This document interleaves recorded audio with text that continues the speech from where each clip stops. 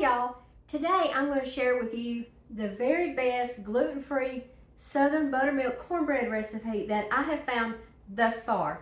And we're just going to get right into it. I'm using the Pearl Milling Company yellow cornmeal. This is not cornmeal mix because that will have regular flour in it. This is going to be gluten-free. This used to be Aunt Jemima, but they've changed the name to Pearl Milling. We're going to have 1 cup of that. Now you can use the white cornmeal or you can use the yellow. Mother used yellow, so guess which one I like? Yellow. You can use any of your gluten-free gluten-free flour products that you like, and this is just an all-purpose gluten-free, and it is 1 cup. Okie dokie. And then we have 4 teaspoons of baking powder. Put that right in there.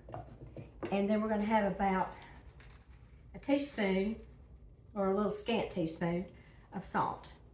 Now this recipe on the back of the sack is my very favorite. It does call for, let's see what they say, 4 tablespoons of sugar. I just leave that sugar out. Iron skillets and different things in the South cause a lot of ire. Well, you start putting sugar in your cornbread around here and a lot of people just think you're going to lose your Southern card. But anyway, we're just going to mix all that, the dry stuff together. And I have 1 egg. Always just like to make sure it's not bad. You never know. You never know. And I have 1/4 cup of oil.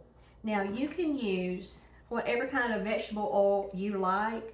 I just happen to like avocado, so that's what I'm using. And the sack calls for regular milk, or like we call sweet milk, but I'm going to use buttermilk. And be sure you shake it real well, y'all, because it separates on you. And I'm going to put a cup of buttermilk in it.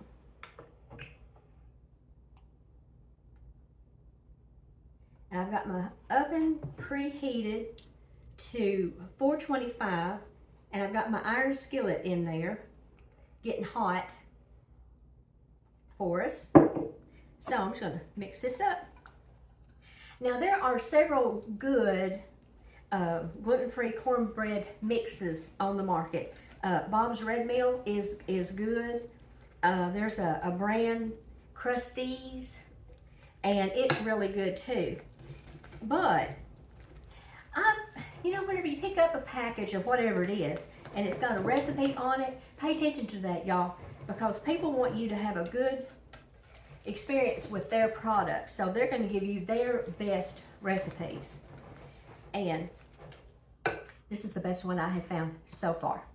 Now the other ones are great and they're good and they're fine and they'll work in a pinch, and I've used them until I found I decided to try that one right there.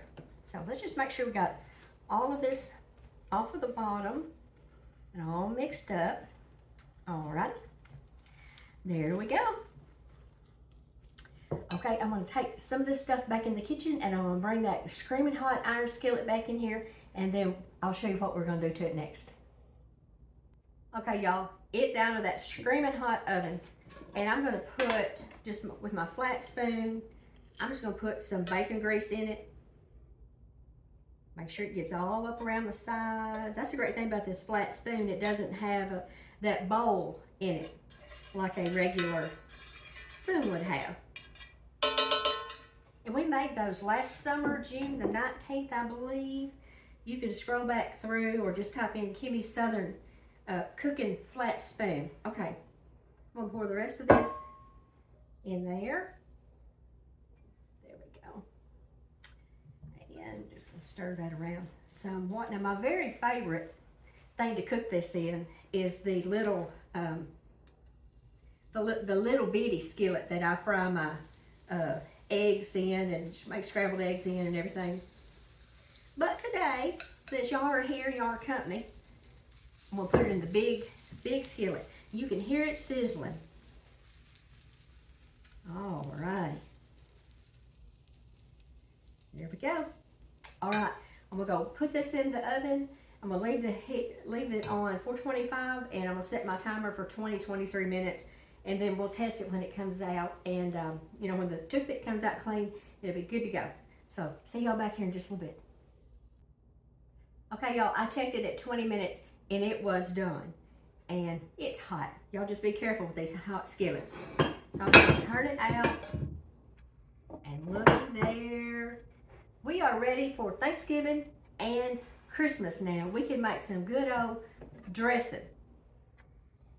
And this is just so good. And my husband says it is as good as the regular, using regular flour. So I'm just gonna put, woo, that is so hot. Oh boy. And I'm just gonna slide my knife underneath the rest of it there. Kind of help it not get soggy. So we got some good old Amish butter here, and I'm gonna burn myself sure as anything. Let me scoot this back. There, safety first. There we go. Now look at that. That is tender, and that is going to be so good. And the way I like to eat mine is I just split it down the middle, take a little butter, stay on there now, and just put right, there we go. That's the way I like to eat mine.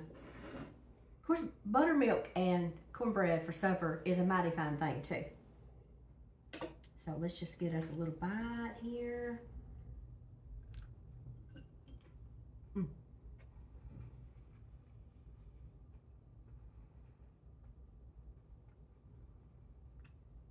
It is crunchy on the bottom, and it's fluffy, and it's light, and it's just all kinds of goodness. So if you're gluten-free, if you have someone in your family that's gluten-free, please try this recipe and let me know what you think.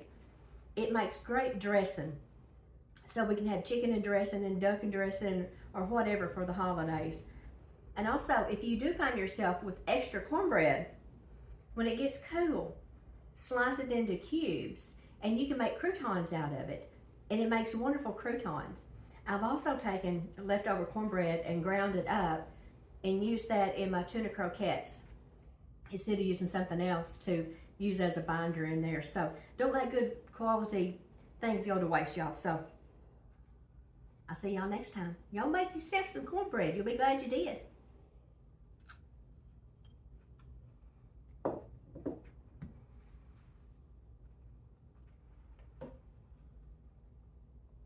Are you hungry? I am, Kimmy. Ready to eat them up, yum yum? Mm-hmm. Okie dokie.